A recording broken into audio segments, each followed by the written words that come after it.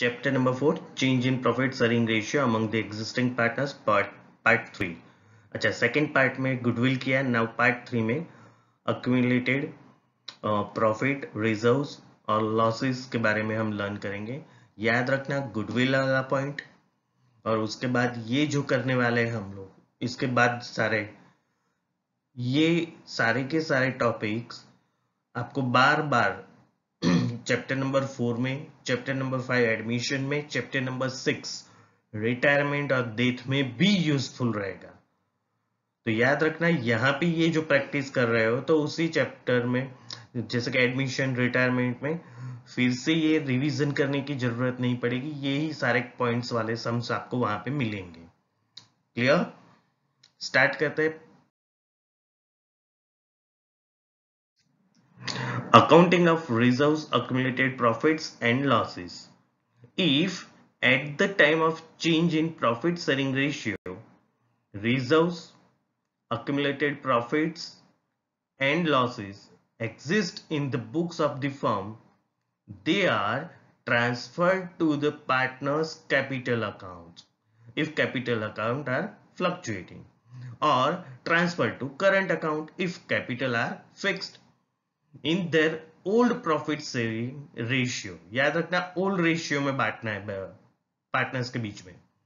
Because reserves, accumulated profits and losses as on the date of changing profit sharing ratio were earned before the reconstitutions of the firm.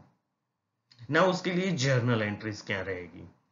तो जो reserves या profit, तो reserves या profit का credit balance होता है ना, उसको क्लोज करके पार्टनर के बीच में आपको डिस्ट्रीब्यूट करना है. सो वो अकाउंट सारे डेबिट करेंगे.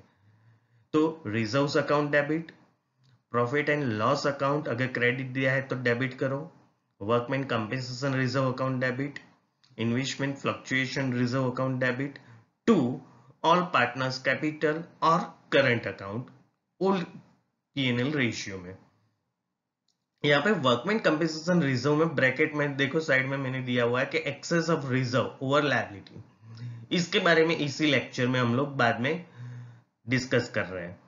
जबकि इन्वेस्टमेंट फ्लक्चुएशन रिजर्व अकाउंट के बारे में जो है वो नेक्स्ट लेक्चर में आपको मैं लर्न करवाऊंगा. Now second one, for transfer for accumulated losses. तो लॉस जो होता है ना, उसका डेबिट बैलेंस होता है. अब उसको क्लोज करना है. सो लॉस अकाउंट हम क्रेडिट करेंगे और पार्टनर्स के कैपिटल या करंट अकाउंट को डेबिट करेंगे. सो उसके लिए जर्नल एंट्री क्या रहेगी? ऑल पार्टनर्स कैपिटल और current account debit to P&L.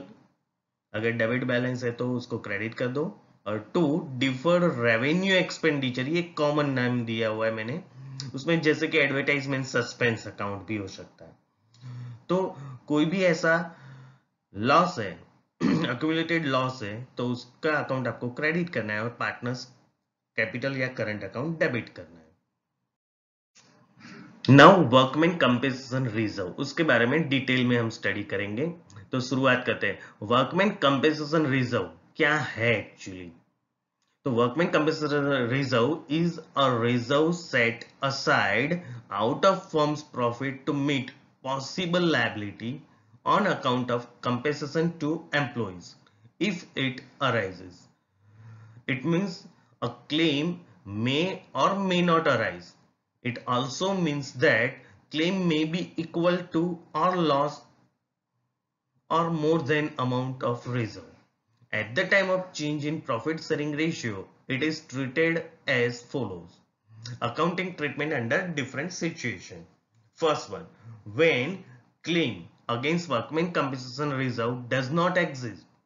मतलब जब भी आप लोग प्रॉफिट लॉस रेशियो चेंज कर रहे हो, एट द टाइम कोई वर्कर्स को आपको कोई क्लेम पेड नहीं करना है, तो जो भी रिजर्व पड़ा है वो सारा का सारा रिजर्व पार्टनर्स के बीच में आपको बांट देना है. So at that time workman compensation reserve account debit to partners capital और करंट अकाउंट. तो फिर से first one, when claim against workman compensation reserve does not exist, In this situation, amount of workman compensation reserve is transferred to the partner's capital account in their old profit sharing ratio. The journal entry passes workman compensation reserve account debit to partner's capital or current account. Second, when claim for workman compensation exist, मतलब अगर कोई workers को कुछ accident या ऐसा हुआ है और उसका क्लेम आपको पेड करना है, तो एट दैट टाइम क्या करोगे? तो उसमें डिफरेंट सिचुएशन है. उसमें फर्स्ट वन कि अगर workman compensation claim is equal to the amount of workman compensation reserve, मतलब आपने जो रिजर्व रखा था उतना ही क्लेम हुआ है, तो सिंपल कि आपको वो जो रिजर्व अकाउंट है वो डेबिट करके क्लेम अकाउंट में क्रेडिट कर देना है. मानी जर्नल एंट्री क्या रहेगी? Workman compensation reserve account debit to workman compensation claim account. Second possibilities कि workman compensation claim is less than the amount of workman compensation reserve, मतलब आपने जो रिजर्व रखा है उससे कम अमाउंट का क्लेम आया. राइट, मान लो हम लोगों ने 1 लाख का रिजर्व रखा है और क्लेम आया 50,000 का, तो 1 लाख में से 50,000 आपके लिए लायबिलिटी बनेगी क्लेम, और रिमेनिंग जो 50,000 सरप्लस है वो प्रॉफिट है, वो पार्टनर्स के बीच में बांट दो ओल्ड रेशियो में. तो उसके लिए जर्नल एंट्री क्या रहेगी? Workman compensation reserve account debit to workman compensation claim account और remaining profit to partners capital और करंट अकाउंट ओल्ड रेशियो में. नाउ थर्ड वन कि workman compensation claim is more than the amount of workman compensation reserve, मतलब आपने जो reserve रखा है उससे ज्यादा अमाउंट का क्लेम हुआ, मतलब आपके पास रिजर्व है 1 लाख और मान लो क्लेम हुआ 120 का, तो ये जो 20,000 एक्स्ट्रा आपको जो पेड करना पड़ेगा तो वो आपका लॉस है, और टेम्पररी उसको आपको ले जाना है, एक अकाउंट है रीवैल्यूएशन अकाउंट, वहां पे. मतलब यहां पे जर्नल चेक करो, 2 जर्नल होगी, उसमें first one workman compensation reserve account debit, revaluation account debit to workman compensation claim account. मतलब मैंने जो इलस्ट्रेशन बोला उसको यहाँ पे रखे तो क्या होगा?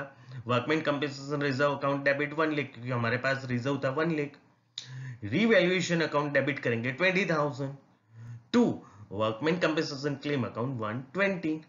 राइट, और नाउ ये जो 20,000 लॉस आया रीवैल्यूएशन अकाउंट, वो लॉस अकाउंट आप रिटर्न ऑफ करो, मतलब उसको आप क्रेडिट करो और पार्टनर्स कैपिटल और करंट अकाउंट को डेबिट कर दो.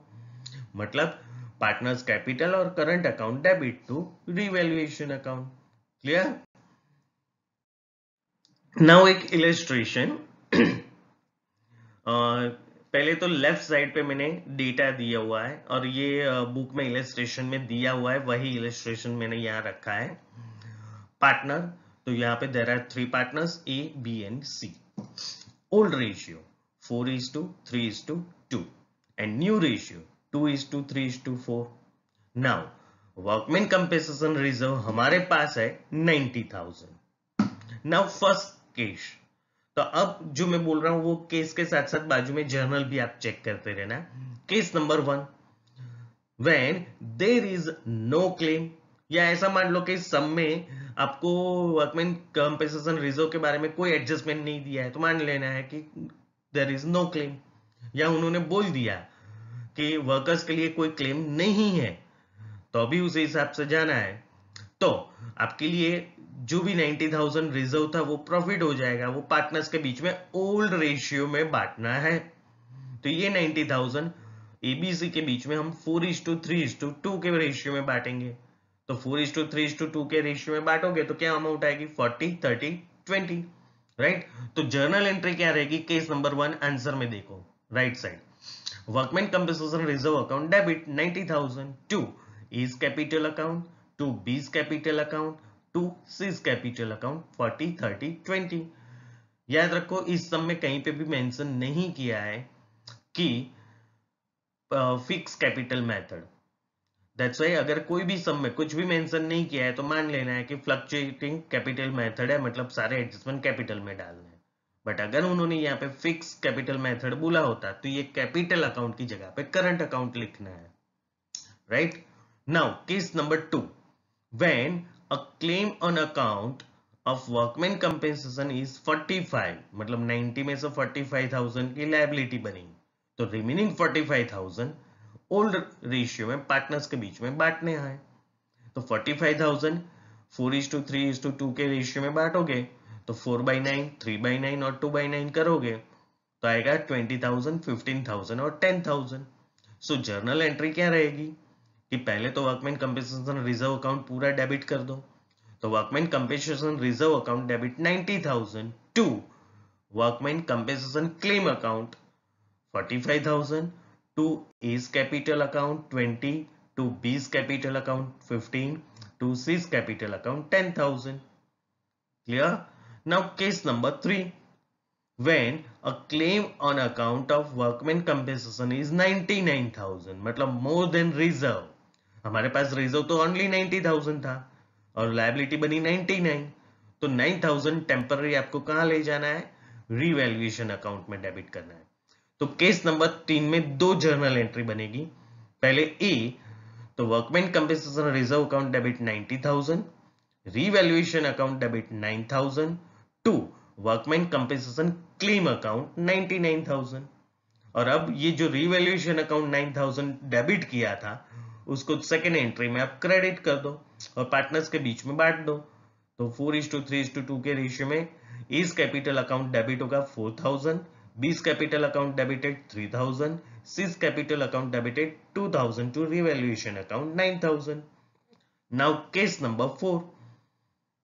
When a claim on account of workman compensation is 90,000, already हमारे पास 90,000 रिजर्व था और सामने लायबिलिटी भी उतनी ही बनी, तो रिजर्व को डेबिट करके क्लेम में ट्रांसफर कर दो।